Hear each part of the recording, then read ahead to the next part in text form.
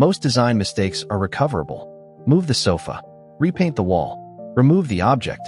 These 8 are not without significant cost. The position and proportion of windows and the orientation of the home relative to the sun determine how natural light behaves in every room. And once a building is constructed, these are essentially permanent. As one architect put it directly, you can change finishes, swap out fixtures, repaint, reconfigure furniture. Lighting is not one of them. A room whose window faces the wrong direction for its function, a bedroom that catches harsh afternoon western sun, a kitchen that receives no direct daylight, cannot be corrected by any amount of interior design. Artificial light can supplement. It cannot replicate the specific quality of natural light entering a room from the right direction at the right time of day.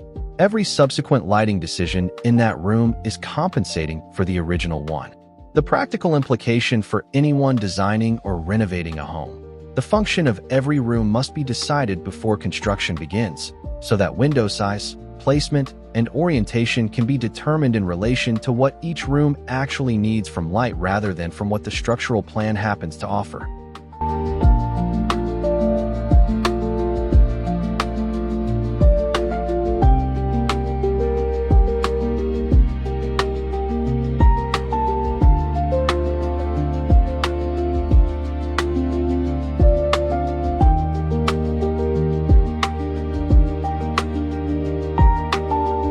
Flooring is the decision that most people make early and most designers confirm cannot be easily reversed once made.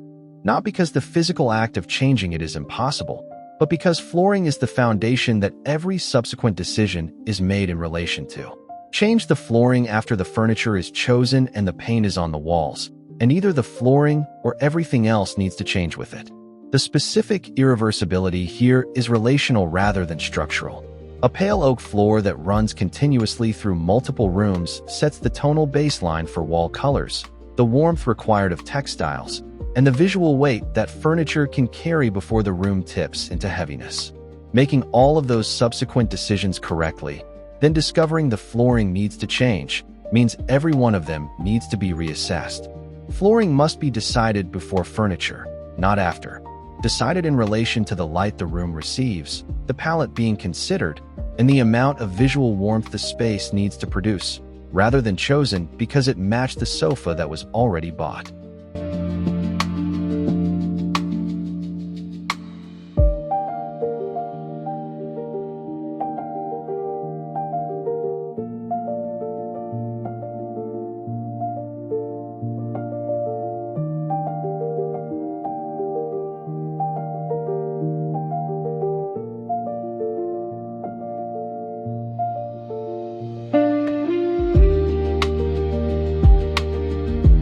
Most people move into a home and occupy rooms according to the function their name implies. The bedroom is for sleeping, the living room is for living, the dining room is for dining. This is not a design decision. It is a default, and defaults, in home design, almost always produce spaces that function less well than they would if the allocation had been actively considered. The room function decision must be made by asking which room receives the right light for each function, which rooms are adjacent to the ones they need to be adjacent to, and which allocation of function to space produces the best overall flow for the life actually being lived in the home. A home where the best lit room became a rarely used dining room because that was its name, while the living room sits in permanent shade, has made the function allocation decision by not making it, and living with consequences that no amount of furniture or lighting can fully correct.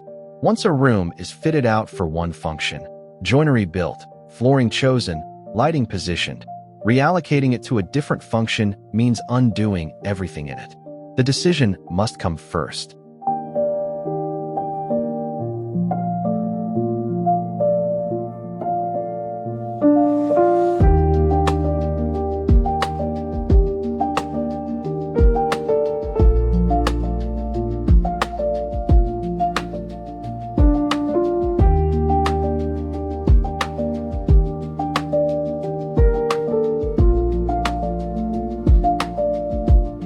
The anchor, the single element that every other element in the room relates to, cannot be decided after the room is already furnished, because in a furnished room, Multiple elements are competing for anchor status, and selecting one requires acknowledging that everything else is secondary to it.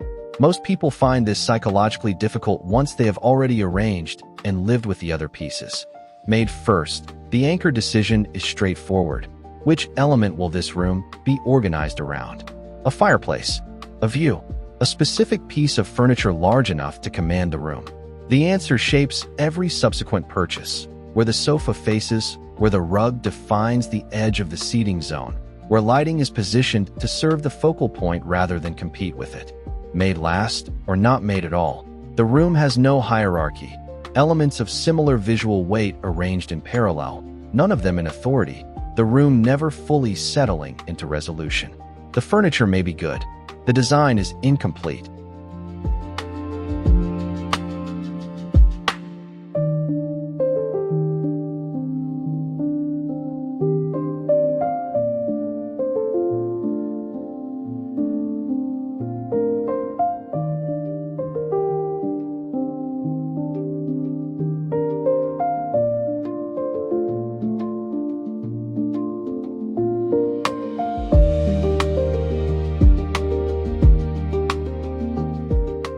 Furniture scale must be decided in relation to the room's dimensions, not in relation to other pieces of furniture, and it must be decided before any purchase, because a scale error made in the first significant piece constrains every subsequent one.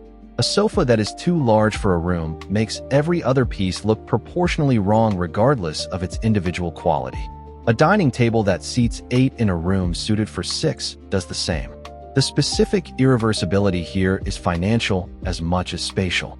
A wrongly scaled anchor piece is expensive to replace, so most people compensate around it rather than correct it, surrounding a too large sofa with smaller pieces that attempt to balance it, creating a room where everything is in awkward proportion to everything else because nothing is in correct proportion to the room itself. The scale decision must be made from the room's dimensions outward, not from the furniture catalog inward. Measure the room. Determine the maximum dimensions the anchor piece can occupy while leaving the traffic paths, the negative space, and the secondary pieces room to do their jobs. By within those dimensions, not up to them.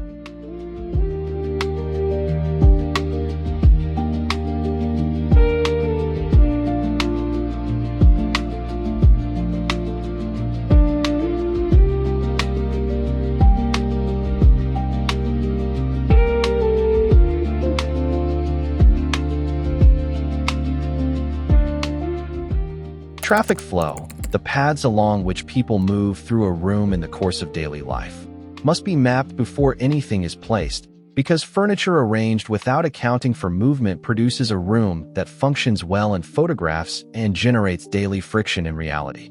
The friction accumulates, the shoulder brushed by the corner, the path that requires turning sideways, the room that never quite feels comfortable without anyone being able to say precisely why.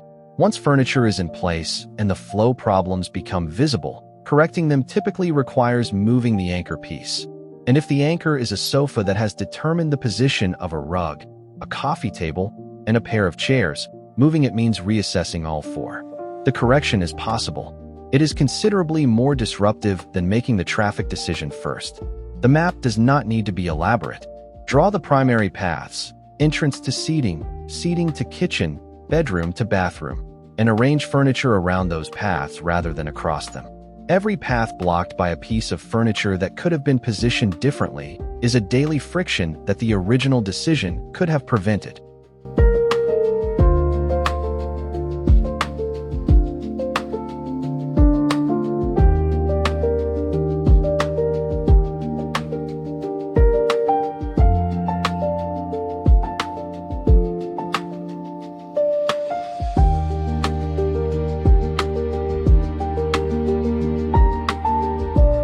Color palette decision made room by room produces a home that feels like several adjacent but unrelated spaces rather than one coherent whole, because each room's palette was decided in isolation, optimized for that room, without reference to how it reads in relation to the rooms beside it. The whole home palette decision must be made once, for all rooms simultaneously, before any individual room's paint goes on. not the same color everywhere. Variation is what gives a home range and prevents monotony. But variation within one consistent family of undertones, one consistent tonal range, and one consistent relationship between the dominant neutral and its accent. A home where every room's palette shares these three qualities reads as designed. A home where each room's palette was chosen independently reads as decorated. Once paint is on every wall in a home where the palette was never decided holistically, correcting it means repainting multiple rooms rather than one. The cost is not prohibitive. The disruption is real. The decision is substantially easier before the first room is painted than after the last.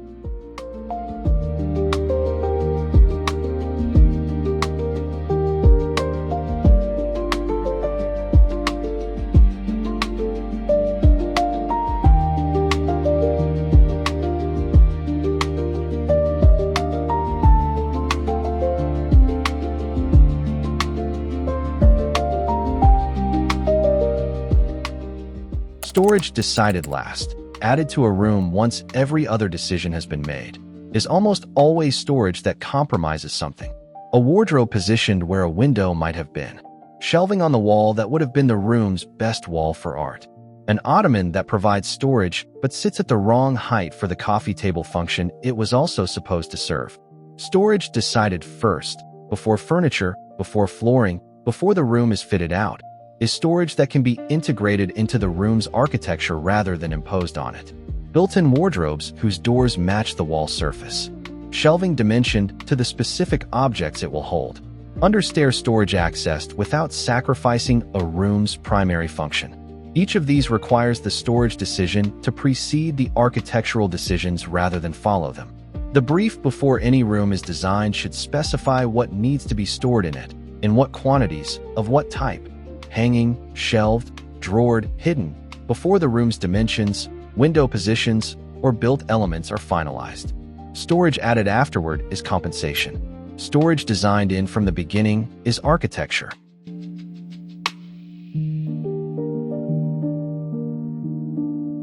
Eight decisions.